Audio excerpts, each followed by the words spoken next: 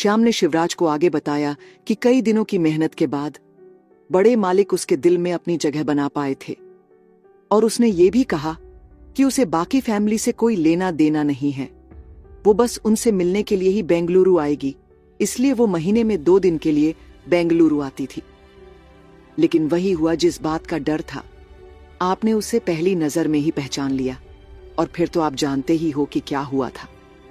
और जब आपकी नाराजगी इतनी ज्यादा बढ़ गई तो वो बड़े मालिक से बाहर ही मिलने लगी। उसके बाद जब उसकी पढ़ाई कंप्लीट हुई तो बड़े मालिक को मौका ही नहीं मिला उससे मिलने का। लेकिन उनकी परेशानी की वजह यह थी कि हफ्ते में 2 बार अनन्या मैडम उनसे बात करती थी, लेकिन 1 महीने तक अनन्या मैडम से बात नहीं हुई तो उन्होंने अनन्या मैडम की इन्वेस्टिगेशन करवाने के लिए कहा। तब जाकर उनकी शादी के बारे में पता लगा, और उसके बाद ही बड़े मालिक की तबीयत खराब हो गई। पहली बार उनकी तबीयत आज से 2 साल पहले खराब हुई थी, जब उन्हें अनुराधा मैडम की डेथ और अनन्या के बारे में पता चला था। बड़े मालिक अब शर्मा फैमिली के सभी मेंबर से नफरत करते हैं। उन्हें अनन्या मैडम की डिटेल उनकी दादी से ही मिली थी, जिसकी वजह से वो अनन्या मैडम के बड़े भाई और बहन दोनों से ही नफरत करते हैं, चाहे रिलेशन में वो उनके नाना जी ही क्यों ना हो। बस उन्हें अनन्या में अपनी अनुराधा दिखाई देती है, जो उनके जीने और मुस्कुराहट की वजह बन गई है। वो तो शर्मा फैमिली को बर्बाद करने वाले थे, लेकिन अनन्या ने उन्हें ये कहकर रोक दिया कि वो लोग पहले ही उसे मनहूस मानते हैं। अब उनकी बर्बादी का कारण वो नहीं बनना चाहती। आज जाकर शिवराज कपूर को इन बातों का पता चला था। अब शिवराज ये ही सोच रहे थे कि वो कैसे अनन्या से माफी मांगेंगे। उन्होंने कहा, अगर मुझे अनन्या से मिलना हो तो। तभी श्याम ने कहा, छोटे मालिक इस बारे में भूल ही जाइए। श्याम की बात सुनकर शिवराज को ऐसा लगा जैसे कि उसने कुछ गलत सुन लिया। उन्होंने कहा, श्याम तुम कहना क्या चाहते हो? तभी श्याम ने कहा, छोटे मालिक आपको पता है उसकी फैमिली ने उनके साथ इतना कुछ किया, फिर भी उन्होंने कभी उनसे नफरत क्यों नहीं की? शिवराज श्याम की बात बड़े ध्यान से सुन रहे थे। श्याम ने आगे कहा, क्योंकि वो उसकी माँ की वजह से उससे नफरत करते थे, और इस दुनिया में वो सबसे ज्यादा प्यार अपनी माँ से करती थी, जिसका उसने चेहरा तक नहीं देखा था। लेकिन जो उसकी माँ से नफरत करते हैं वो उनसे और भी ज्यादा नफरत करती है। बड़े मालिक को भी उसे कन्विंस करने में पूरे 6 महीने लग गए, तब जाकर अनन्या ने उन्हें माफ किया। अब आप समझ सकते हैं कि आपकी सिचुएशन क्या है। वो अपनी फैमिली की 1000 गलतियों को माफ कर सकती है, जो भी उन्होंने उसके साथ किया, लेकिन वो उन लोगों को कभी माफ नहीं करेगी जिन्होंने उसकी माँ का साथ छोड़ दिया। अब शिवराज को खुद के ऊपर ही हंसी आ रही थी कि जिस लड़की से वो नफरत करते हुए आया था और सोचता था कि ये लड़की उनकी फैमिली में आना चाहती है, वो पहले से ही उनसे इतनी नफरत करती है।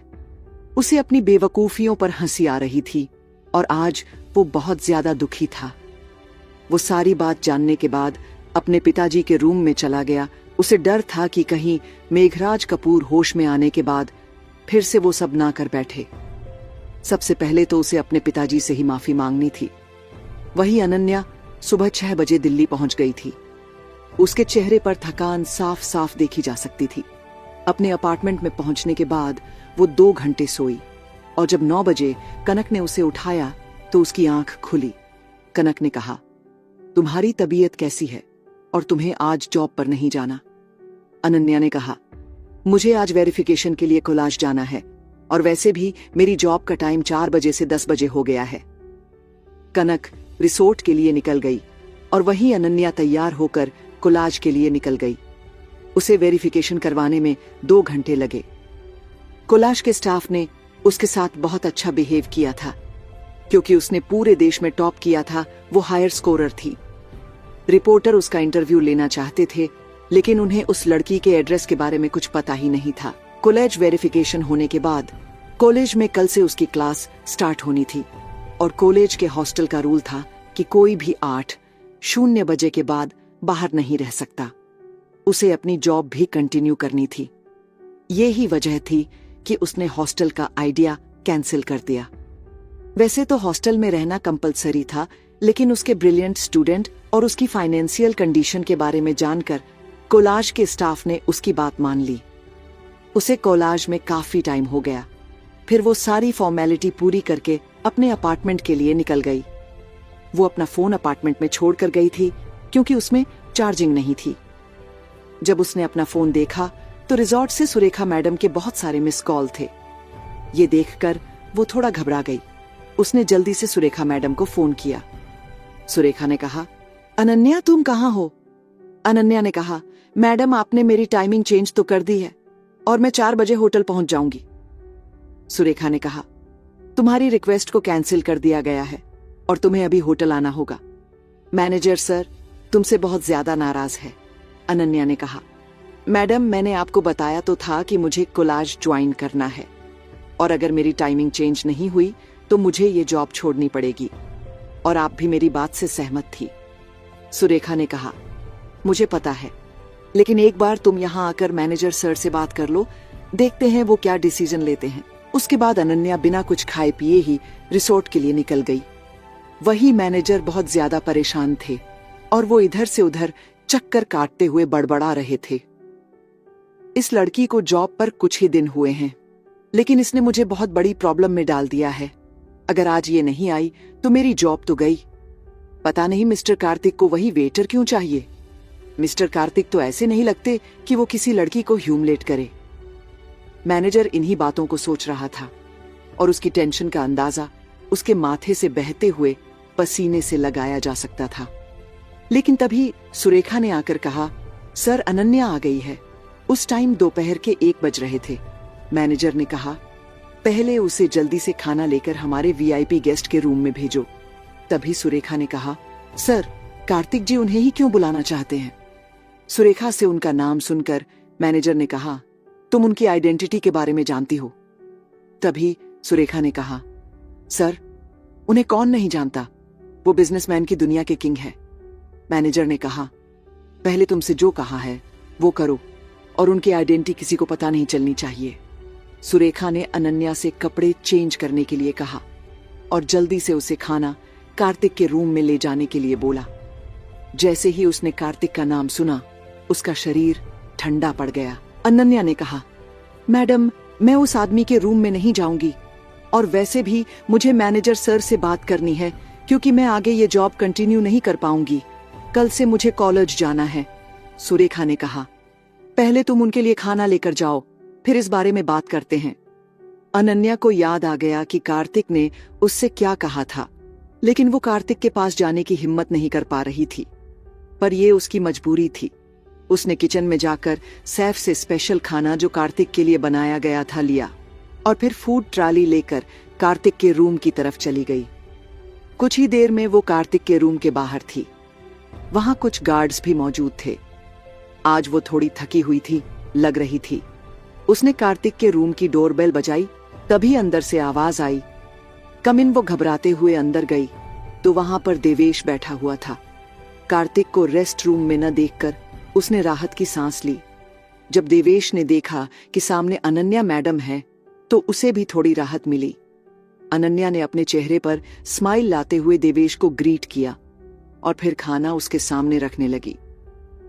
देवेश अपने आप से ही कह रहा था, अगर आज डेविल बॉस ने मुझे ऐसे देख लिया तो मैं तो गया। फिर भी उसने नॉर्मल होते हुए अनन्या से कहा, मिस अनन्या आज तो आप सुबह से ही गायब थी। अनन्या ने भी जवाब दिया कि सर मेरी कुछ पर्सनल रीजन की वजह से मैं यहां पर नहीं आ पाई थी और मेरी वजह से आपको जो प्रॉब्लम हुई उसके लिए सॉरी। आप खाना एंजॉय कीजिए, मैं चलती हूं। तभी दूसरी तरफ से एक सर्द और कठोर आवाज सुनाई दी, क्या तुमसे जाने के लिए किसी ने बोला? उस आवाज को सुनकर अनन्या घबरा गई। उसने कार्तिक से नजरें मिलाए बिना ही उसे ग्रीट किया। देवेश कार्तिक को देखकर पहले ही खड़ा हो गया था। कार्तिक इस वक्त royal blue 3 piece custom made suit में बहुत ही ज्यादा हैंडसम लग रहा था। उसने अपना ब्लेजर उतारा और उसे सोफे पर रखते हुए खुद भी सोफे पर आकर बैठ गया। अनन्या अभी भी उसके सामने नजरें झुकाए खड़ी थी। इस वक्त वो अपनी बालों की एक लट को उंगलियों में घूम रही थी। वो जब भी टेंशन में होती थी तो अपने आप ही वो ऐसा करने लगती थी। ऐसा करते हुए वो बहुत ही ज्यादा क्यूट लग रही थी। कार्तिक ने कहा, मिस अनन्या तुम भी बैठो। ये सुनकर अनन्या बहुत ज्यादा घबरा गई। उसने कहा, सर, इसकी जरूरत नहीं है। आपको कुछ और चाहिए तो आप बता दीजिए। तभी कार्तिक ने कहा, यहां बैठकर मुझे बताओ तुम्हारे रेस्टोरेंट में और क्या क्या स्पेशल है। अनन्या उसे खड़े होकर ही सब बताने लगी, लेकिन तभी कार्तिक ने अपनी कोल्ड वॉइस ने कहा, मैंने तुमसे जितना कहा है उतना करो। उसकी आवाज में ऐसा ऑरा था जो किसी को भी झुकने पर मजबूर कर दे। इसलिए उसके बोलते ही अनन्या जल्दी से उसके सामने वाले सोफे पर बैठ गई। उसे घबराते देखकर कार्तिक शौर्य के चेहरे पर मुस्कुराहट आ गई। कार्तिक ने कहा, क्या मुझे खुद ही खाना सर्वे करना पड़ेगा? ये सुनकर अनन्या जल्दी से खड़ी हुई और उसकी प्लेट में खाना सर्व करने लगी। उसको देखते हुए कार्तिक ने कहा, तुम मुझे कैसे जानती हो? ये सुनते ही अनन्या थोड़ा हैरान हो गई। उसने अपने आप से ही कहा, आखिर मिस्टर कार्तिक कहना क्या चाहते हैं? शादी करने के बाद अब वो ये पूछ रहे हैं कि मैं उनका नाम कैसे जानती हूं। तभी कार्तिक ने कहा, तुम किस सोच में खो गई? मैं तुमसे जो पूछा है उसका जवाब दो। एकदम से अनन्या कोई जवाब नहीं दे पाई। तभी कार्तिक ने कहा, तुम इतनी हड़बड़ा क्यों रही हो? क्या तुम्हें मेरी रियल आइडेंटिटी पता है? एक गहरी सांस लेकर अनन्या ने अपने आप को शांत किया और कार्तिक की बात का जवाब देते हुए कहा, सर, इतने बड़े बिजनेसमैन को इस दुनिया में कौन नहीं जानता। ये सुनकर कार्तिक ने कहा, लेकिन तुम्हें देखकर तो ऐसा लगता है कि तुम और भी बहुत कुछ जानती हो। अनन्या ने कहा, सर, इससे ज्यादा मैं आपके बारे में और कुछ नहीं जानती। लेकिन उसके दिमाग में तो यही चल रहा था कि क्या कार्तिक को उसके बारे में पता नहीं है। इसका मतलब ये हो सकता है कि कार्तिक ने उसे देखा ही नहीं। तभी कार्तिक ने कहा, ये तुम बार बार कहां खो जाती हो? कहीं तुम्हें पास्ट की कोई बात परेशान तो नहीं कर रही?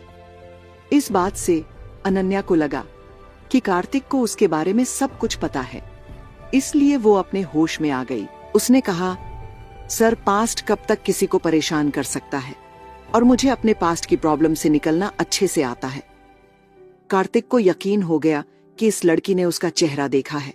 तभी कार्तिक ने कहा, तुम्हें पता है जो मेरे बारे में जानता है उसे जीने का कोई हक नहीं है। ये सुनकर अनन्या के चेहरे पर मुस्कुराहट आ गई। उसे मरने से डर नहीं लगता था।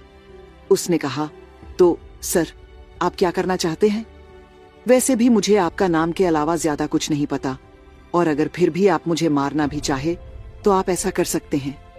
कार्तिक उसकी बात से थोड़ा हैरान हो गया। उसने कहा, इसका मतलब ये सीधा सीधा एडमिट कर रही है कि वो उसके बारे में जानती है, और जिसे केएस के बारे में पता है उसके बाद उसके लिए कुछ भी जानना नहीं रह जाता।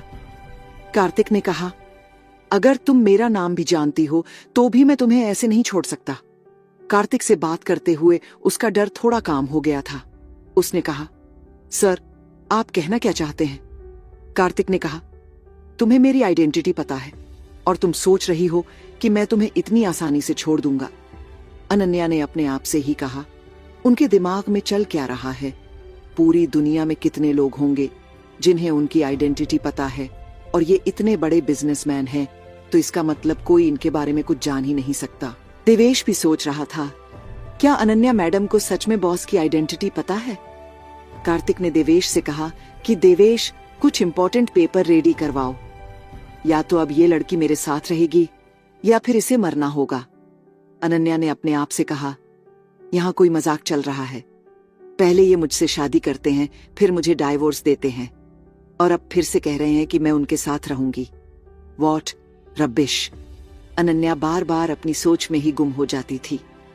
उसने कहा, क्या ऐसा हो सकता है कि मेरे वहां से जाने के बाद ये किसी प्रॉब्लम में फंस गए हो जो मुझसे ही रिलेटेड है, और इसलिए ही ये दोबारा मुझे अपनी वाइफ बनाना चाहते हैं?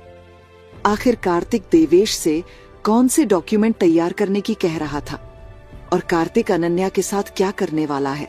अनन्या ने कहा, सर, आप चाहते क्या है?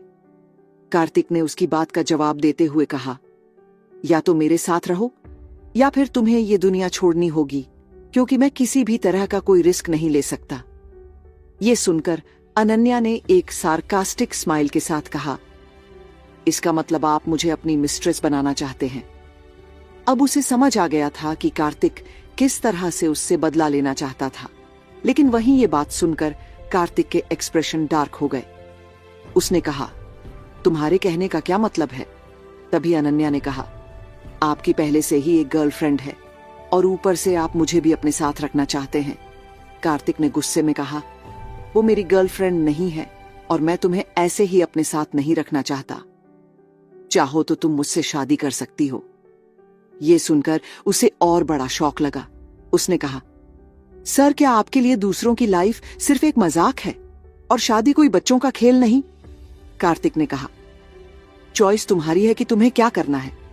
अनन्या ने कहा, मुझे नहीं लगता कि कार्तिक सर को किसी शादीशुदा लड़की में दिलचस्पी होगी। यह सुनकर कार्तिक को बहुत बड़ा शौक लगा। उसने नहीं सोचा था कि ऐसा भी कुछ हो सकता है। कार्तिक की हैरानी को देखकर अनन्या को भरोसा हो गया था कि उसके बारे में कार्तिक को कुछ भी नहीं पता है। इसका मतलब उसने बिना देखे ही मुझसे शादी की थी, और अगर ऐसी बात है तो फिर ये दोबारा मुझसे शादी क्यों करना चाहते हैं? अनन्या इस बारे में ही सोच रही थी कि तभी कार्तिक ने कहा, तुम मुझे बेवकूफ समझती हो। मैंने तुम्हारे बारे में पता लगाया है और तुम्हारा कोई हस्बैंड नहीं है। तभी अनन्या ने कहा, क्या आप इतने काबिल हैं कि मेरे बारे में सब कुछ पता लगा सके? ये कहकर अनन्या ने कार्तिक के गाल पर तमाचा जड़ दिया था और उसकी इस बात को सुनकर देवेश की भी हालत खराब हो गई थी, क्योंकि वही था जो अभी तक अनन्या की पूरी डिटेल नहीं निकाल पाया था। आपको मानना है तो मानो, नहीं मानना तो मत मानो, लेकिन मेरी शादी हो चुकी है, वो भी पूरे विधि विधान के साथ। मुझे नहीं लगता अब भी आपको मुझ में कोई दिलचस्पी होगी। अब मैं चलती हूं और सर आप किसी और वेटर को हायर कर लो, क्योंकि मैं आज ही अपनी जॉब से रिजाइन दे रही हूं। वहीं कार्तिक अभी भी इस बात से दुखी था कि जिस लड़की से उसे प्यार हुआ था और वो मैरिड है। अनन्या कार्तिक को शॉक देकर वहां से निकल गई थी। बाहर जाते ही उसकी आंखें नम हो गई थीं। उसने कार्तिक के सामने स्ट्रांग बनने का दिखावा किया था। अनन्या के जाने के बाद कार्तिक देवेश को ऐसे देख रहा था जैसे कि वो देवेश को जिंदा ही निगल जाएगा। तभी देवेश ने कहा, बॉस, मुझे नहीं लगता कि मिस अनन्या ने शादी की होगी।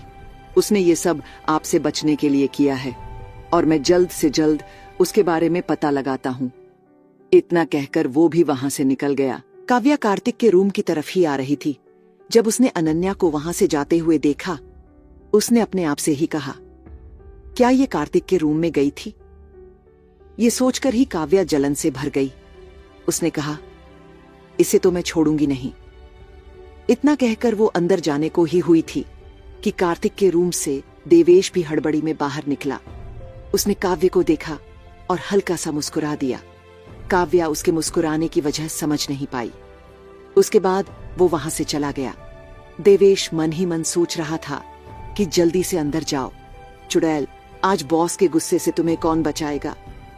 वही काव्या अंदर गई तो कार्तिक के डार्क एक्सप्रेशन देखकर वो डर गई थी। कार्तिक ने उस पर कोई ध्यान नहीं दिया। काव्या कार्तिक के पास में बैठी और उससे बोली, कार्तिक तुम्हें क्या हुआ? लेकिन कार्तिक ने कोई जवाब नहीं दिया। काव्या ने आगे कहा, कहीं फिर से तुम्हें उस लड़की ने परेशान तो नहीं किया? मैं ऐसी लड़कियों को अच्छी तरह से जानती हूँ। ये लड़कियां एक नंबर की कैरेक्टरलेस होती है। अभी उसने इतना ही कहा था कि कार्तिक ने काव्या पर गुस्से में चिल्लाया, तुम्हें यहाँ पर आने के लिए किसने कहा? क्या तुम्हें इतनी सी बात समझ नहीं आती कि मेरा पीछा छोड़ दो? और मुझे लगता है तुम ऐसे नहीं मानने वाली। तुम्हारे बाप को ही बैंक करप्ट करना पड़ेगा। इतना कहकर उसने मिस्टर मित्तल को फोन किया। दूसरी तरफ से जैसे ही मित्तल ने फोन उठाया तो कार्तिक ने गुस्से में कहा, ये मेरी तुम्हारी बेटी के लिए लास्ट वार्निंग है। अगर इसने मुझे परेशान करना बंद नहीं किया तो मैं तुम्हारी पूरी फैमिली को बर्बाद कर दूंगा। इतना कहकर उसने कॉल डिस्कनेक्ट कर दी। कार्तिक का ऐसा रूप देखकर काव्या डर गई थी। कार्तिक हमेशा से ही कोल्ड नेचर का इंसान था, लेकिन आज ऐसा लग रहा था कि उसके सिर पर किसी राक्षस का साया पड़ गया हो। काव्य तो वहां से दुम दबाकर भाग गई, लेकिन तभी कुछ दूरी पर उसने देवेश को खड़ा देखा, जो उसे ही देखकर मुस्कुरा रहा था। इस वक्त काव्या की आंखों में आंसू थे। उसने देवेश को देखा और कहा, तुमने ये जानबूझकर किया ना? देवेश ने कहा, अब मैंने क्या किया? तभी काव्या ने कहा, तुम मुझे बता सकते थे ना कि कार्तिक गुस्से में है। देवेश ने मुस्कुराकर कहा, मैं छोटा सा असिस्टेंट तुम दोनों के बीच कैसे आ सकता हूं। इतना कहकर वो वहां से निकल गया। उसे बहुत ज्यादा सेटिस्फेक्शन फील हुआ। वो कब से चाहता था कि काव्या को डांट पड़े। वही अनन्या ने अपना रिजाइन रेडी किया और फिर वो मैनेजर के पास अपना रिजाइन देने के लिए गई। मैनेजर ने कहा, तुम बीच में जॉब नहीं छोड़ सकती। जॉब छोड़ने से 1 महीने पहले ही नोटिस मेल करना होता है। क्या तुमने ऐसा किया? इसलिए तुम ये जॉब नहीं छोड़ सकती, और अगर तुमने ऐसा किया तो तुम्हें अपनी सैलरी का 100 टाइम्स ज्यादा पेनल्टी देनी होगी। अनन्या इन सभी प्रॉब्लम्स से बहुत परेशान हो चुकी थी। उसने मैनेजर से कहा, और अगर मैंने पेनल्टी नहीं दी तो क्या होगा? मैनेजर ने कहा, फिर पुलिस इस मैटर में इन्वॉल्व होगी। अनन्या ने अपने आप से ही कहा, तो उन्होंने ये प्लानिंग की है। आखिर वो अपनी इन हरकतों से प्रूफ क्या करना चाहते हैं? मैं भी देखती हूं वो मेरे लिए किस हद तक प्रॉब्लम क्रिएट कर सकते हैं। उसने मैनेजर से कहा, ठीक है, तो मैं आज ही मेल सेंड कर रही हूं। 1 महीने बाद मैं ये जॉब छोड़ दूंगी। अनन्या की बात सुनकर मैनेजर ने चैन की सांस ली और फिर उसने कहा कि जाकर मिस्टर शौर्य को अटेंड करो। अनन्या ने हल्का सा मुस्कुराते हुए कहा, अगर मुझसे कोई गलती हुई तो आप मुझे जॉब से निकाल सकते हैं। इतना कहकर वो फिर से कार्तिक के प्रेसिडेंशियल स्वीट की तरफ चली गई। उसके जाते ही देवेश ऑफिस से अटैच रूम से बाहर आया। उसने मैनेजर को गले से लगाते हुए कहा, मैनेजर, यू आर ब्रिलियंट। अगर आज मिस अनन्या यहां से चली जाती तो हम दोनों को ही जॉब से हाथ धोना पड़ता। मैनेजर ने कहा, सर, क्या अनन्या कार्तिक सर को पसंद आ गई है? मैनेजर को पता था कि कार्तिक उनके बॉस के कितने खास हैं, इसलिए उन्हें कार्तिक से हमेशा ही डर लगता था कि कहीं उससे कोई गड़बड़ हो गई तो उसके हाथ से तो उसकी नौकरी गई। देवेश ने बताया, ये बात अभी तुम्हारी समझ में नहीं आएगी, लेकिन क्या तुम ये बता सकते हो कि मिस अनन्या की शादी हुई है या नहीं? तभी मैनेजर ने कहा, सर, उन्होंने अपने प्रोफाइल में तो सिंगल ही लिखा था। ये सुनकर देवेश को काफी अच्छा लगा। तभी मैनेजर ने कहा, सर, आप कनक से अनन्या के बारे में पूछ सकते हो, क्योंकि वह उसकी रूममेट है। जब से अनन्या कार्तिक की नजरों में आई थी, मैनेजर ने उसकी पूरी डिटेल चेक की थी। तब उसे पता चला कि जिसे वो मामूली वेटर समझ रहा था, वो एक डॉक्टर है। देवेश ने कहा, अभी तो मुझे किसी से मिलना है, उसके बाद मैं कनक से मिलूंगा। इतना कहकर वो वहां से निकल गया।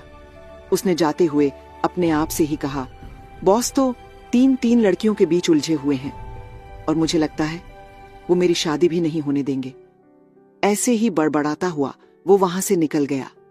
वहां से निकलते ही उसने किसी को फोन किया और बहुत ही रिस्पेक्ट के साथ कहा, मिस, क्या आप आज मिल सकती हैं, ताकि मैं आपको कल के लिए ट्रीट देकर कल की गलती की माफी मांग सकूं।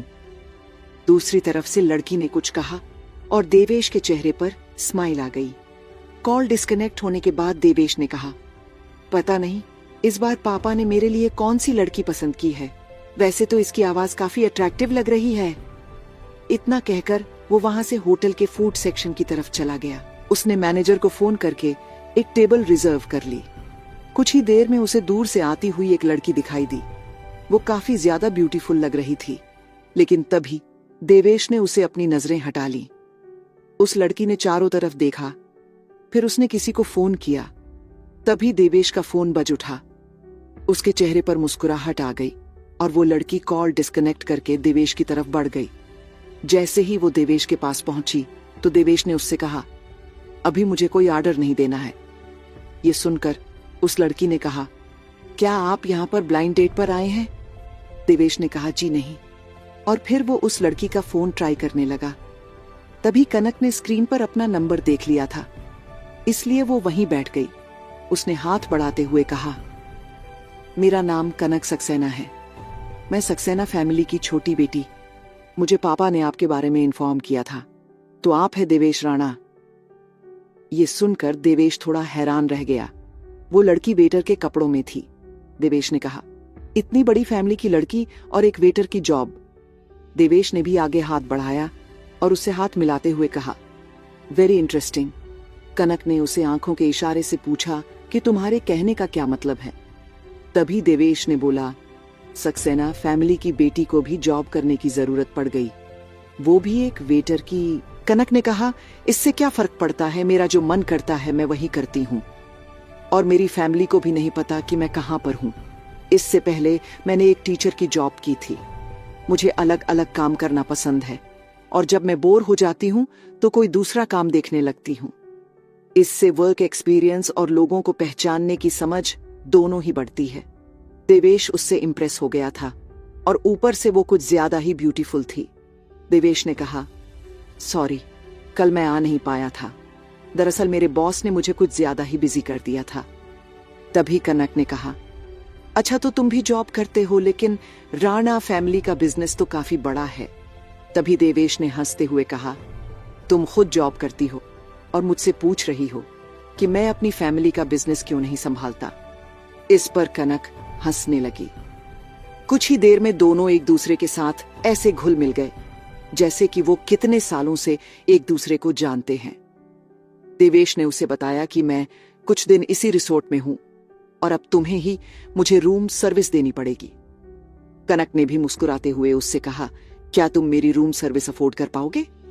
क्योंकि रईसों को मेरी रूम सर्विस कुछ खास पसंद नहीं आती। तभी देवेश ने हंसते हुए कहा, मैं तो मिडिल क्लास हूं, इसलिए शायद मुझे तुम्हारी रूम सर्विस पसंद आ जाए। दोनों ने कुछ देर तक बातें की, फिर वहां से निकल गए। उन्हें ये ब्लाइंड डेट इतनी बुरी भी नहीं लगी। दोनों जाते हुए एक दूसरे को ही देख रहे थे और एक दूसरे के बारे में ही सोच रहे थे। कुछ लोग आपस में बातें कर रहे थे कि अब ये वेटर्स तो अमीर लोगों के साथ अपने होटल्स में ही डेट पर जाने लगी है, इन्हें तो शर्म ही नहीं है। पर दोनों को ही वहां के लोगों से कोई फर्क नहीं पड़ा, और ये बात दोनों को ही एक दूसरे की बहुत पसंद आई थी। वही अनन्या दोबारा से लॉबी में खड़े गार्ड्स को नजरअंदाज करती हुई कार्तिक के प्रेसिडेंशियल स्वीट के सामने पहुंच गई। वो सोच रही थी कि वो कार्तिक को कैसे हैंडल करेगी, और कार्तिक के गार्ड्स ने भी उसे नहीं रोका। उसने डोरबेल बजाई। तभी कार्तिक ने अंदर से कहा, कम इन। अनन्या एक बार फिर से कार्तिक के सामने थी। कार्तिक ने हंसते हुए कहा, तुम तो जब छोड़कर जाने वाली थी। तभी अनन्या ने कहा, सर, आपको मेरी जॉब की इतनी टेंशन नहीं लेनी चाहिए, और आप बताइए कि आपको क्या चाहिए। तभी कार्तिक ने मुस्कुराते हुए कहा, चाहिए तो बहुत कुछ। ये सुनते ही अनन्या के एक्सप्रेशन चेंज हो गए, लेकिन कार्तिक को उससे कोई फर्क नहीं पड़ा। कार्तिक ने कहा, बैठो, तुम भी कुछ खा सकती हो। कार्तिक की बात सुनकर अनन्या ने कहा, सर, हमें ये सब अलाउड नहीं है। कार्तिक ने कहा, मुझे सब अलाउड है। अनन्या कार्तिक के सामने जितनी बार आई उसकी नफरत होती है ज्यादा बढ़ गई थी। उसे देखकर कार्तिक ने कहा, क्या मैंने तुम्हारे साथ कोई मिसबिहेव किया है? ये सुनकर अनन्या थोड़ा हैरान हो गई। उसने अपने आप से ही कहा, इसने मेरी पूरी लाइफ बर्बाद कर दी और अब मुझसे पूछ रहा है, क्या इसने मुझसे कोई मिसबिहेव किया है? अनन्या को चुप देखकर कार्तिक ने कहा, क्या हुआ? क्या तुम इस छोटे से सवाल का जवाब भी नहीं दे सकती? तभी अनन्या ने कहा, लगता है सर, आप कल की बातें भूल चुके हैं। कार्तिक ने मुस्कुराते हुए कहा, वो तो मैंने रात के डिनर के लिए बोला था। मैं चाहता था कि तुम ही मेरे लिए डिनर लेकर आओ। कार्तिक की बात सुनकर अनन्या थोड़ा हैरान हो गई। फिर उसने कहा, और आप ऐसा क्यों चाहते थे? कार्तिक ने कहा, अभी तुम्हारी समझ में ये बातें नहीं आएगी, और वैसे तुमने बताया नहीं तुम्हारे हस्बैंड क्या काम करते हैं। अनन्या ने कहा, अब बात मेरे हस्बैंड के ऊपर कहां से आ गई? उसने सोचा ऐसे तो ये मुझे नहीं जाने देगा, इसलिए अनन्या ने बताया कि मेरे हस्बैंड एक बिजनेसमैन है, लेकिन उनको अपनी लाइफ सीक्रेट रखना पसंद है। कार्तिक ने हंसते हुए कहा, और उसका नाम क्या है? ये सुनकर अनन्या ने कहा, और मैं आपको क्यों बताऊं कि उनका नाम क्या है? तभी कार्तिक ने कहा, अब तुम्हारे पास दो ऑप्शन हैं, या तो अपने हस्बैंड को मुझसे मिलवाओ, या फिर तुम्हें मेरे पास ही रहना होगा। और इतनी पावर तो कार्तिक शौर्य की है ही। ये सुनकर अनन्या शॉक हो गई। क्या कार्तिक अनन्या को जबरदस्ती अपने साथ रखने वाला था? और अनन्या कैसे अपना कोलाज मैनेज करेगी? अनन्या ने कार्तिक से सोचते हुए कहा, वो बिजनेस के सिलसिले में आउट ऑफ कंट्री है। कार्तिक ने मुस्कुराते हुए कहा, तुम्हारा हस्बैंड इतना बड़ा बिजनेसमैन है और फिर भी तुम्हें वेटर की जॉब करनी पड़ रही है। अनन्या को इस बात का थोड़ा दुख हुआ। उसने अपने आप से कहा, ये बात तो सच है, मेरा हस्बैंड इतना बड़ा बिजनेसमैन है और फिर भी मुझे ये काम करना पड़ रहा है। अनन्या ने कहा, मेरे हस्बैंड बिजनेसमैन है पर मैं नहीं, और मुझे अपनी लाइफ अपने तरीके से जीना पसंद है। कार्तिक ने कहा, तुम्हारे पास 2 दिन है, उसके बाद तुम्हारी टाइम लिमिट खत्म। अनन्या ने कहा, कौन सी टाइम लिमिट और कौन से 2 दिन? कार्तिक ने कहा, तुम्हारे हस्बैंड से मिलने के लिए चाहे तो तुम उनसे वीडियो कॉल पर भी बात करवा सकती हो। अनन्या कार्तिक की बातों से परेशान हो गई थी।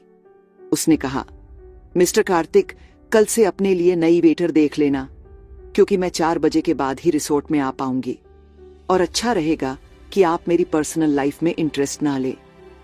इतना कहकर वो वहां से जाने लगी। तभी कार्तिक में मुस्कुराते हुए पीछे से कहा, तुम्हारा कोई हस्बैंड होगा तो तुम मुझे उससे मिलवाओगी ना? तभी अनन्या ने जाते हुए ही कहा, गो टू हेल। उसके बाद अनन्या वहां से निकल गई, लेकिन वो बहुत ज्यादा अपसेट हो चुकी थी। उसे ये तो समझ आ गया था कि कार्तिक ने उसे नहीं पहचाना। इस बात का दुख भी हुआ कि उसका हस्बैंड लड़कियों के पीछे पागल है, क्योंकि उसने देखा था कि उसकी एक गर्लफ्रेंड भी थी और अब वो उसके पीछे पड़ा है। उसने अपनी नजरों में कार्तिक की अलग ही इमेज बना ली थी। वो कार्तिक को एक कैसीनोवा समझ रही थी। रात को वो कनक के साथ ही अपार्टमेंट में पहुंची। पूरे रास्ते अनन्या बहुत ज्यादा अपसेट थी। वही कनक अपने ही ख्यालों में खोई हुई थी। जब वो अपने अपार्टमेंट में पहुंच गए तो कनक ने अनन्या पर ध्यान दिया। उसके बाद कनक उसके पीछे पड़ गई कि तुझे क्या हुआ। पहले तो अनन्या ने कुछ नहीं बताया, लेकिन कनक भी उसके पीछे हाथ धोकर पड़ गई थी। फिर उसने सारी बातें कनक को बताई कि एक रईस सज्जादा उसके पीछे पड़ गया है, और उसने ये भी बताया कि मैं पहले से ही मैरिड है और मेरा डाइवोर्स भी हो चुका है, इसीलिए उसे शादी के नाम से ही नफरत है। ये सुनकर कनक को बहुत दुख हुआ। उसने कहा, तुम चिंता मत करो, मैं कुछ करती हूं और तुम अपने कोलाज पर ध्यान दो। आज के बाद तुम्हें रिसोर्ट आने की जरूरत नहीं है। रही बात तुम्हारी पेनल्टी की तो उसे मैं क्लियर कर दूंगी। अनन्या ने कहा, कनक, तुम जानती भी हो कि मेरी पेनल्टी 1,10,00,000 रुपए है। कनक ने कहा, यार तू उसकी चिंता मत कर, और वैसे भी तू मेरा कितना ख्याल रखती है, मैं तुझे दुखी नहीं देख सकती। इतना सुनकर अनन्या ने कनक को गले से लगा लिया और उसने ये भी कहा कि बाद में वो उसके पैसे दे देगी। इस वक्त अनन्या कार्तिक से दूर रहना चाहती थी।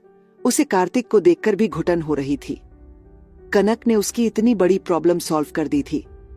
अनन्या ने सोचा कि इस शहर में कितने हॉस्पिटल है, वो किसी और अस्पताल में जॉब के लिए ट्राई करेगी।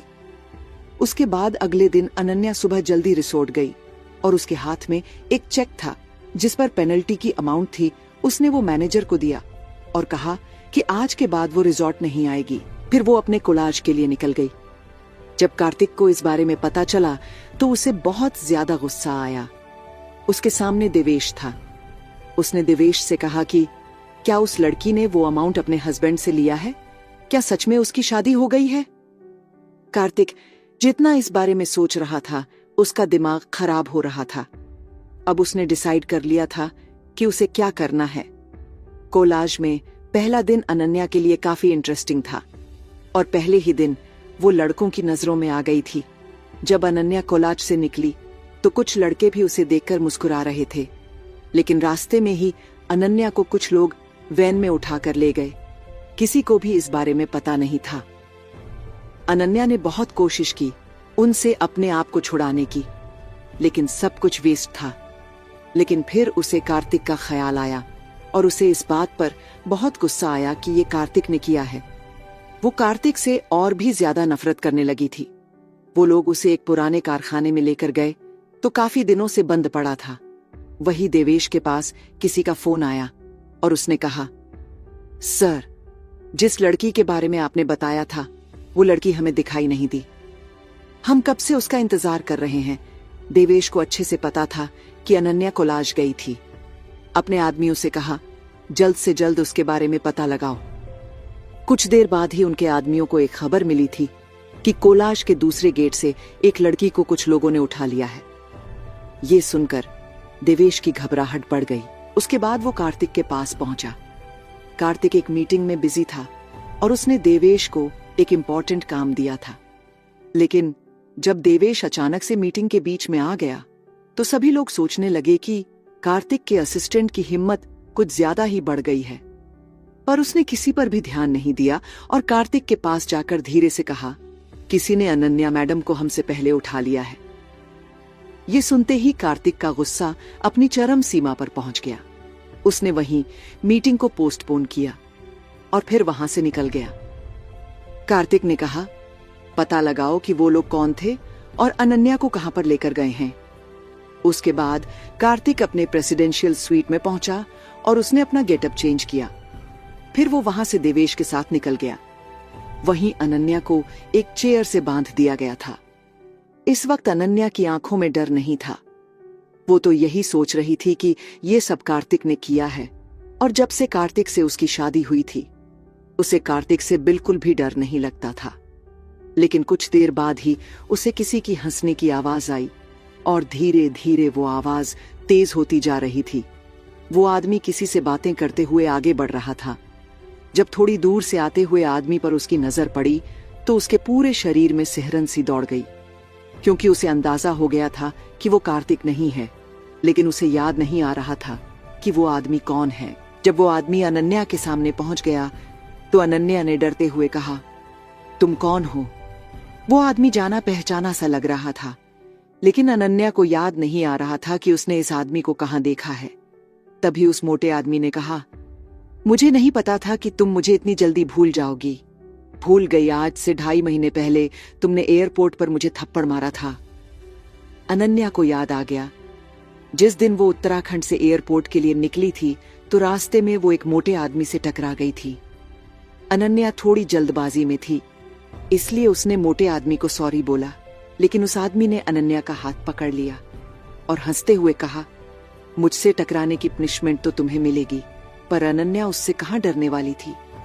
उसने जल्दी से एक किक मोटे आदमी के टांगों के बीच मारी, जिससे दर्द के कारण उसकी चीख निकल गई और फिर उसे थप्पड़ मारकर अनन्या जल्दी से वहां से भाग गई। ये सब इतनी जल्दी हुआ कि उसके आदमी भी उसकी हेल्प नहीं कर पाए। फिर भी मोटे आदमी ने कहा कि इस लड़की को मैं छोड़ूंगा नहीं।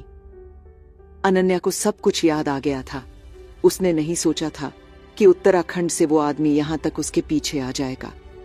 अनन्या ने डरते हुए कहा, उस वक्त गलती तुम्हारी थी। लेकिन उस आदमी पर अनन्या की बातों का कोई असर नहीं हुआ। मोटे आदमी ने कहा, तुम्हारी वजह से मुझे बहुत कुछ टॉलरेट करना पड़ा है।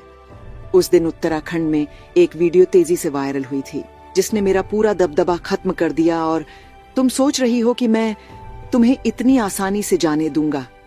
आज तो मैं अपनी बेइज्जती का बदला तुझसे लेकर रहूंगा। इतना कहकर वो आदमी अनन्या के बिल्कुल करीब पहुंच गया।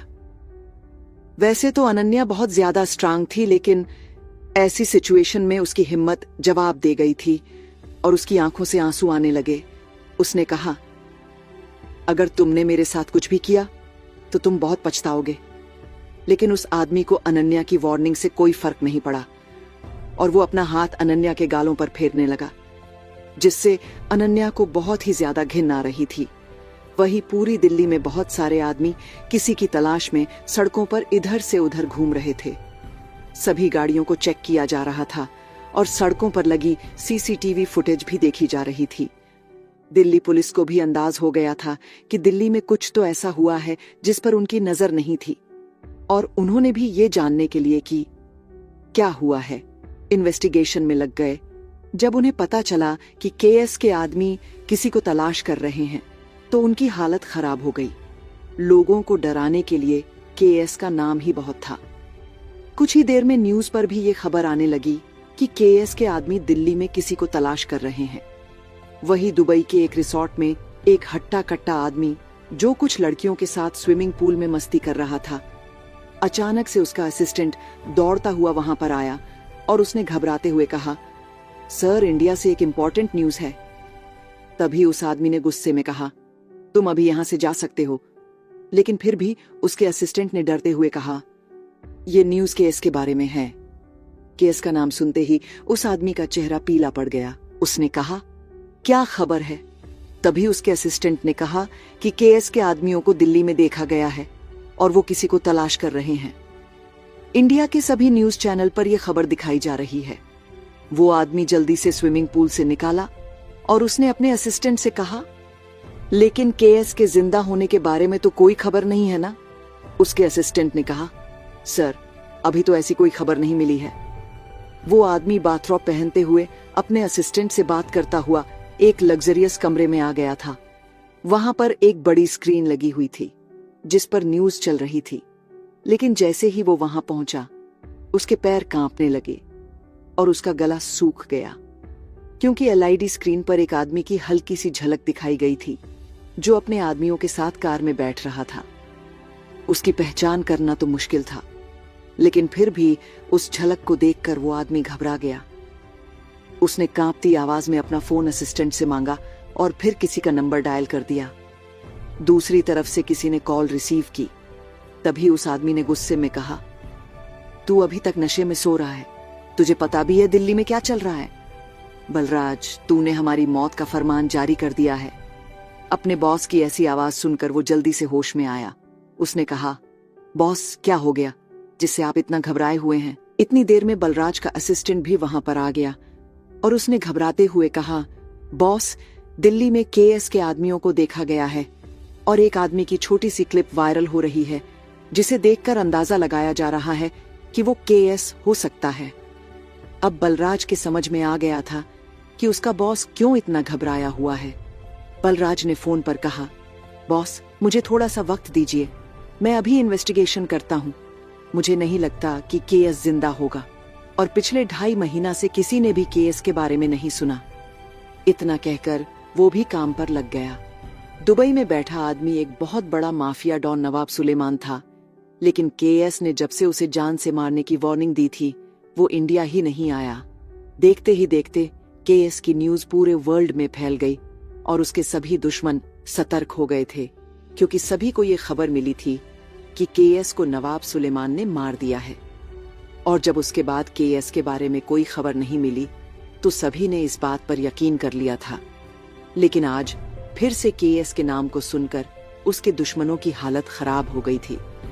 माफिया में उसके जैसा क्रूएल आदमी आज तक नहीं हुआ था। दिल्ली में इस न्यूज को सुनकर सभी लोग डर से सहम गए थे। वही डिफोर्स के लोगों तक भी केएस की खबर पहुंच गई थी। डिफोर्स को माफिया को खत्म करने के लिए बनाया गया था। इस फोर्स की वजह से आधा माफिया इंडिया से खत्म हो चुका था। ऐसा लग रहा था जैसे कि शेर जंगल से बाहर आ गया है और गीदड़ छुपने की जी तोड़ मेहनत कर रहे हैं। एक बार फिर से केएस का नाम सभी लोगों तक पहुंच गया था। अभी तक किसी को ये तो नहीं पता चला था कि केएस जिंदा है या मर गया, लेकिन लोगों को देखकर ऐसा लग रहा था कि उन्होंने कभी माना ही नहीं था कि केएस को कोई मार भी सकता है। हर कोई ये जानना चाहता था कि केएस जिंदा है या फिर उसके लोगों ने केएस के लिए इतनी बड़ी अफवाह फैलाई है ताकि लोगों को बेवकूफ बनाया जा सके कि केएस जिंदा है। आखिर केएस के बाहर आने से क्या कुछ बदलने वाला है? केएस अनन्या को उस आदमी से बचा पाएगा? और केएस पिछले 2.5 महीनों से बाहर क्यों नहीं आया था? उस मोटे आदमी ने अनन्या के कुर्ते के कॉलर को पकड़ लिया। इस वक्त अनन्या बहुत ही बेबस महसूस कर रही थी और उसकी आंखों से आंसू रुकने का नाम नहीं ले रहे थे। अब उसके दुखों की सीमा पार हो गई थी। उसने डिसाइड किया कि वो अपने साथ कुछ भी गलत नहीं होने देगी, चाहे ये लोग उसे मार ही क्यों न दे। अनन्या ने जल्दी से उस आदमी के हाथ को अपने दांतों में कसकर भींच लिया। उसके जबड़े से भी रगड़ने की आवाज आ रही थी। उस पुराने कारखाने में मोटे आदमी की चिल्लाने की आवाज गूंज उठी। उसने अपना हाथ अनन्या के मुंह से छुड़ाने के लिए उसे दूसरे हाथ से जोरदार थप्पड़ भी मारा, लेकिन अनन्या ने उसका हाथ नहीं छोड़ा जब तक उसके हाथ से मांस का टुकड़ा अलग नहीं हो गया। इस वक्त वो मोटा आदमी अपने हाथ को ही देख रहा था, जिससे खून पानी की तरह निकल रहा था, और अनन्या ने भी अपने मुंह से उसके मांस का टुकड़ा फेंका। इस वक्त अनन्या के होंठ ब्लड में बहुत ही अट्रैक्टिव लग रहे थे। उसे देखकर एक पल के लिए मोटे आदमी के सभी लोग डर गए थे। अनन्या ऐसी लग रही थी जैसे उसने किसी का खून पिया हो। थोड़ी देर बाद मोटे आदमी ने अपने दर्द पर कंट्रोल किया, फिर गुस्से में उससे बोला, साली कुत्तिया, तुझे मैं छोड़ूंगा नहीं। एक आदमी ने जल्दी से आकर उसके हाथ पर रुमाल बांध दिया। उसके बाद उसने अनन्या को देखते हुए अपने आदमियों से कहा कि इस लड़की को खोलो और इसके शरीर पर एक भी कपड़ा नहीं होना चाहिए। ये सुनते ही सभी आदमियों की आंखों में चमक आ गई। वहीं अनन्या तो यही सोच रही थी कि वो इन दरिंदों से कैसे बचेगी। अब उसके पास कोई रास्ता नहीं था। उनमें से 2 लोगों ने आगे बढ़कर अनन्या को खोला और फिर सभी लोग उसे गंदी नजरों से देखने लगे। अभी हम दोनों आदमियों ने उसके कुर्ते की एक बाजू पकड़ी और दोनों ने ही जोर लगाकर उसकी बाजू को उसके शरीर से अलग कर दिया। ये देखकर अनन्या ने अपनी आंखें बंद कर लीं। उसने नहीं सोचा था कि उसके साथ कभी ऐसा भी होगा। आज तक वो अपने शार्प माइंड से भी बड़ी प्रॉब्लम का सामना कर पाई थी, लेकिन इस बार उसका दिमाग बिल्कुल ब्लैंक हो गया था और अब उसे बचाने की कोई उम्मीद नजर नहीं आ रही थी। वो उसके हाथों के गोरे रंग को देखकर तो वो आदमी और ज्यादा पागल हो गए थे। 2 आदमी और आगे आए, लेकिन जैसे ही वो अनन्या को पकड़ने वाले थे, एकदम से वहां कुछ लोगों के कदमों की आवाज सुनाई दी। अनन्या का पूरा शरीर डर से कांप रहा था। वो अपने होश खो बैठी थी और उसे ये भी पता था कि रियल लाइफ में कोई मैजिक नहीं होते, इसलिए इस वक्त उसका बचना इम्पॉसिबल था। उसके शरीर में इतनी जान भी नहीं थी कि वो अपनी जगह पर खड़ी रह सके। ऐसा लग रहा था जैसे कि उसे किसी नाइटमेयर ने घेर लिया हो। लेकिन तभी उसे कुछ लोगों के चिल्लाने की आवाज सुनाई दी। घबराहट में उसने अपनी आंखें खोली तो वहां का नजारा देखकर उसका सांस लेना भी मुश्किल हो गया, क्योंकि कुछ लोग हाथों में तेजधार वेपन से उन लोगों को गाजर मूली की तरह काट रहे थे और पूरा फर्श उन लोगों के खून से लाल हो गया था। अनन्या को ऐसा महसूस हो रहा था जैसे कि वो किसी नरक में पहुंच गई हो। उसकी सोचने समझने की पावर तो पहले ही खत्म हो गई थी। अब वो पागलों की तरह उन लोगों को देख रही थी। आज उसे भी एहसास हो गया था कि वो बहुत ज्यादा अनलकी है। उसके बैड लक ने इन लोगों को भी नहीं छोड़ा। अनन्या को ऐसा फील हो रहा था जैसे उसके शरीर से किसी ने उसकी आत्मा ही निकाल ली हो। वही वो मोटा आदमी डर से कांप रहा था कि ये लोग कौन हैं जो इतने ज्यादा क्रूअल हैं। उसको छोड़कर सभी आदमी कुछ ही पल में फर्श पर जिंदा लाश की तरह पड़े थे और मोटा आदमी पहली बार ऐसी सिचुएशन में फंसा था जहां से उसके बचने का कोई चांस नहीं दिख रहा था और कोई भी उसके सवालों का जवाब नहीं दे रहा था। तभी वहां कुछ गाड़ियों के आने की आवाज सुनाई दी और 10 से 12 लग्जरी गाड़ियां उस पुराने कारखाने में आकर रुकी। कार से कुछ आदमी जल्दी से उतरे, वो भी आगे की तरफ खड़े हो गए और फिर एक आदमी ने उतरकर एक कार का डोर ओपन किया। फिर उसमें से 6 फुट से ज्यादा हाइट का एक आदमी उतरा जो आगे की तरफ आने लगा। वहां का नजारा देखकर अनन्या का भी खून सूख गया था, लेकिन तभी उसे एक जाना पहचाना सा चेहरा दिखाई दिया जो इस वक्त ऐसा लग रहा था कि मानो वो पूरी दुनिया को जलाकर राख कर देगा। उसे देखते ही अनन्या ने कहा, ये तो वही है। उसे उसके बारे में कुछ भी नहीं पता था। वो उसे उसके मास्क से पहचान गई थी, लेकिन उस आदमी को देखकर मोटा आदमी डर से कांपने लगा। उसने घबराते हुए कहा, केएस तुम जिंदा हो? लेकिन केएस की नजर तो वहां पर डरी सहमी खड़ी एक लड़की पर थी जिसकी दोनों बाजू फटी हुई थी और उसके होठों पर खून लगा हुआ था। केएस चलकर उसके पास पहुंचा तो उसे लड़की ने कांपते हुए अपनी नजर झुका ली। उसे नहीं पता था कि उसके सामने जो शख्स, लेकिन तभी केएस ने कहा, तुम्हें मुझसे डरने की जरूरत नहीं है, you are mine. Ananya KS की बातों का मतलब नहीं समझ पाई। तभी केएस ने अपनी पॉकेट से रुमाल निकाला और उसके होठों से ब्लड साफ किया। केएस पहले तो सोच रहा था कि ये अनन्या का ही ब्लड है, लेकिन जब उसने उसके लिप्स साफ किया तो वहां पर कोई चोट नहीं लगी थी। लेकिन फिर भी उसका गुस्सा बहुत ज्यादा बढ़ गया था, क्योंकि अनन्या के गाल पर किसी की उंगलियां छपी हुई थी। केएस ने रुमाल अनन्या के हाथ में छोड़ दिया और फिर उस मोटे आदमी की तरफ बढ़ गया जो डर की वजह से बहुत ज्यादा कांप रहा था। तभी उसके खास आदमी ने उसके हाथों में एक खंजर पकड़ा दिया। ये आदमी और कोई नहीं बल्कि देवेश ही था। केएस ने वो खंजर लिया और उसे मोटे आदमी के गाल पर चला दिया। एक जोरदार वार के साथ उसकी चीख निकल गई। फिर केएस की नजर उसके हाथ पर गई जिस पर रुमाल बंधा हुआ था, और उसके चेहरे पर मुस्कुराहट आ गई। उसके बाद केएस ने अगले वार में उसका हाथ ही अलग कर दिया और फिर देवेश की तरफ देखकर वो वापस अनन्या के पास चला गया। उसने अनन्या को अपना ब्लेजर निकाल कर दिया और फिर उससे कहा, चले। अनन्या बिना एक शब्द बोले उसके पीछे चल दी। केएस ने उसके लिए कार का डोर ओपन किया। अनन्या कार में बैठ गई। उसके बाद केएस भी उसके साथ बैठ गया। अनन्या अभी भी घबराई हुई थी, लेकिन तभी केएस ने कहा, अब तुम सेफ हो। फिर केएस ने अनन्या को पीने के लिए पानी दिया। कुछ देर बाद अनन्या थोड़ी नॉर्मल हो गई थी। उसके बाद भी वो कार में चुपचाप बैठी रही। कुछ देर बाद देवेश गाड़ी में आ गया। उसने भी मास्क लगाया हुआ था। देवेश ने गाड़ी स्टार्ट की, फिर सभी गाड़ियां वहां से निकल गईं। कार में पिन ड्रॉप साइलेंस था। कुछ देर बाद केएस ने अनन्या से कहा, तुम्हें कहीं चोट तो नहीं लगी है? जब केएस के मुंह से देवेश ने ये शब्द सुने तो वो भी हैरान हो गया और वो अपनी हंसी को भी रोक नहीं पा रहा था, इसलिए उसे खांसी उठने लगी, क्योंकि आज तक केएस ने किसी भी लकड़ी की कोई परवाह नहीं की थी और आज वो अनन्या से इतने प्यार से बात कर रहा था कि देवेश ये सपने में भी नहीं सोच सकता था। देवेश को खांसता देखकर केएस ने कहा, लगता है तुम्हारे जीने के दिन पूरे हो गए। तभी देवेश ने कहा, सॉरी बॉस।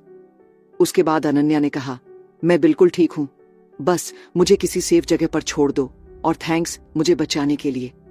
तभी केएस ने कहा, थैंक्स किस बात का, एक बार तुमने मेरी जान बचाई थी और अब ये सांसें तुम्हारी दी हुई है, इसलिए मेरे होते हुए तुम्हें कोई भी परेशान नहीं कर सकता। अनन्या उसकी बातों का मतलब समझने की कोशिश कर रही थी। उसने अपने आप से ही कहा, मैंने इसकी जान बचाई थी इसलिए ये मुझे बचाने आया था। इसने मुझे ढूंढा कैसे? अनन्या इन सभी बातों के बारे में सोच रही थी। तभी केएस ने कहा, क्या कोई प्रॉब्लम है? केएस की बात सुनकर वो अपने होश में आए और उसने कहा, मैं एक डॉक्टर हूं और लोगों की जान बचाना ही तो मेरा काम है, और आज आपने भी तो मेरी